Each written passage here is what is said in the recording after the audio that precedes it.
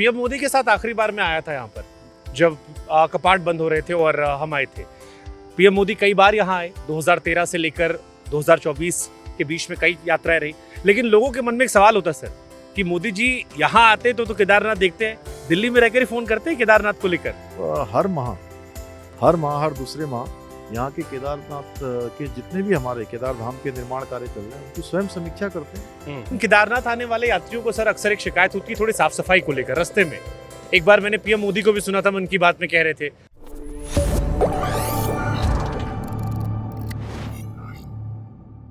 आप पर विशेष कृपा रही केदारनाथ जी की, youngest chief minister of Uttarakhand.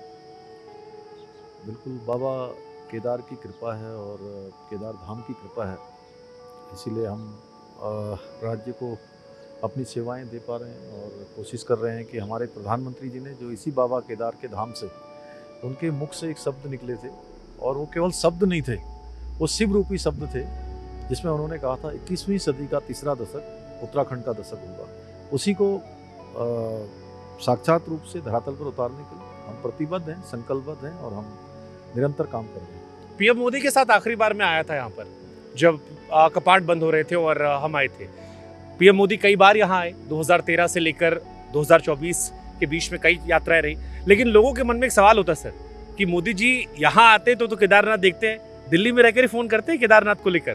देखिए, वो बाबा केदार के अनन्य भक्त हैं और 2013 में जो आपदा आई थी और उस समय वो मुख्यमंत्री थे गुजरात के और उन्होंने तब भी यहाँ की सरकार से उस समय कहा था कि केदार धाम के पुनर्निर्माण का काम हम करते हैं, हम करना चाहते हैं, लेकिन उस समय सरकार ने परमिशन नहीं दी सरकार।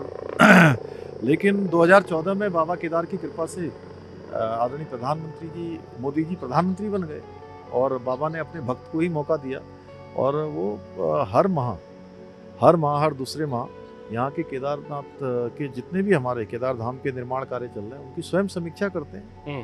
वो गहरा लगाव उनका है और केदार धाम के साथ साथ पूरे उत्तराखंड उनके हृदय में बसता है और ऐसा कोई अवसर नहीं होता जब उत्तराखंड को याद न करते हों और कोई भी अवसर आता है तो जरूर वो हम लोगों का स्मरण करते हैं। लेकिन केदारनाथ आने वाले यात्रियों को सर अक्सर एक शिकायत होती है थोड़ी साफ सफाई को लेकर रास्ते में। एक बार मैंने पीएम मोदी को भी सुना था, मन की बात में कह रहे थे।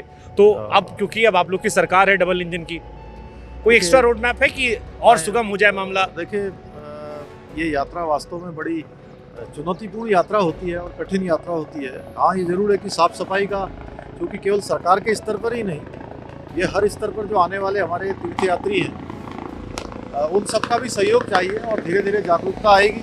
मैं समझता हूँ जो यात्रा के नियम हैं उन यात्रा के नियमों का अगर सभी पालन करेंगे तो स्वच्छता अपने आप हो जाएगी। केदारनाथ को लेकर एक सवाल कई लोगों ने मुझसे कहा कि पूछेगा सीएम जी से कि यात्रा बड़ी दुर्गम हो आती है, जिनके पास पैसा है वो तो देहरादून से है, देखिए अभी ऊपर चौपर जा रहा है वो तो पहुंच गए, लेकिन जो आम लोग हैं, क्योंकि हिंदुस्तान की अभी बड़ी आबादी जो है वो मिडिल क्लास है, लोअर मिडिल क्लास है, वो कहती बड़ी लंबी बड़ी मशक्कत वाली यात्रा होती है। पहले वैष्णो देवी की भी थी, लेकिन अब वहाँ काफ़ी व्यवस्था सुगम हो गई। तो अगर पुष्कर जी थोड़ा जोर लगाए, मोदी जी थोड़ा और पैसा बढ़ाए तो मामला हम लोग का भी आसान हो जाएगा। नहीं, हम लोग कोशिश करते हैं कि सबकी यात्रा सुगम हो, सरल हो, लेकिन उसके बावजूद भी 18 किलोमीटर 21 किलोमीटर की लंबी यात्रा है तो वो कठिन है। और अब हम यहाँ रोपवे, माननीय प्रधानमंत्री जी ने उसका शिलान्यास कर दिया, आगे आने वाले समय में रोपवे बन जाएगा तो यात्रा आसान हो जाएगी। और जो अभी वर्तमान का रास्ता है उसको भी कोशिश कर रहे हैं, हालांकि इस बार काफ़ी आपदा आने के कारण से पूरा मार्ग अवरोध हो गया, भूस्खलन हो गया, 29 स्थानों पर ये सड़क जो है पूरी तरह से क्षतिग्रस्त हो गई। इस साल थोड़ी भीड़ कम भी आई है, लेकिन अभी फिर से लोग आने शुरू हो गए हैं और संख्या बढ़ने लगी है, 12-15 हज़ार तक संख्या अभी पहुँचनी शुरू हो गई है और ये अक्टूबर का महीना पूरा चरम पर रहेगा यात्रा का। अच्छा, यहाँ पर केदारनाथ क्योंकि चार धाम यात्रा है, एक और बड़ी चर्चा चलती है, लड़के लोग हमसे कई लोगों ने कहा कि पूछेगा, सोशल मीडिया को लेकर बड़ी चर्चाएं थी। पहले लड़के रील बनाते थे, चीजें थी, आप लोगों ने नियम कायदे कानून लाए, क्या सोच इसके पीछे थी, थोड़ा बताइए हमारे लोगों को। देखिए, वो हमारा केदार धाम सभी की आस्था, देश दुनिया के लोगों के आस्था श्रद्धा का केंद्र है और वहाँ पर चूंकि कई कारणों से उससे अन्य लोगों को परेशानी भी होती है, समय भी लगता है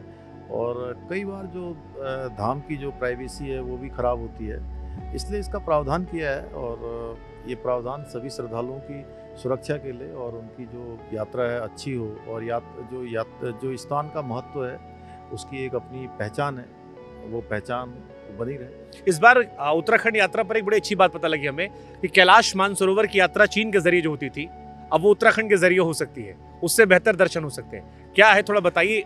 देखिए, पिछली बार हमारे प्रधानमंत्री जी ने, वो देश के पहले प्रधानमंत्री हैं आदरणीय मोदी जी, जिन्होंने 17,000 फुट की ऊंचाई पर ज्योलिंगकोंग आदि कैलाश के दर्शन किए। और उसके बाद पूरी देश दुनिया के लोगों का ध्यान इधर गया, और जो नया लिपुलेख मार्ग बना है, लिपुलेख भारत का अंतिम स्थान है, और उस स्थान पर जाकर कैलाश के दर्शन आसानी से भारत के अंदर से बाबा कैलाश के दर्शन हो रहे हैं, और सफलतापूर्वक अभी पिछले दिनों काफ़ी श्रद्धालुओं ने दर्शन किए। आने वाले समय में ये क्रम बढ़ेगा, और एक बड़ा मार्ग हमको मिल गया है। कितना समय फर्क पड़ता है सर, चीन के जरिए जाएं यहाँ के जरिए?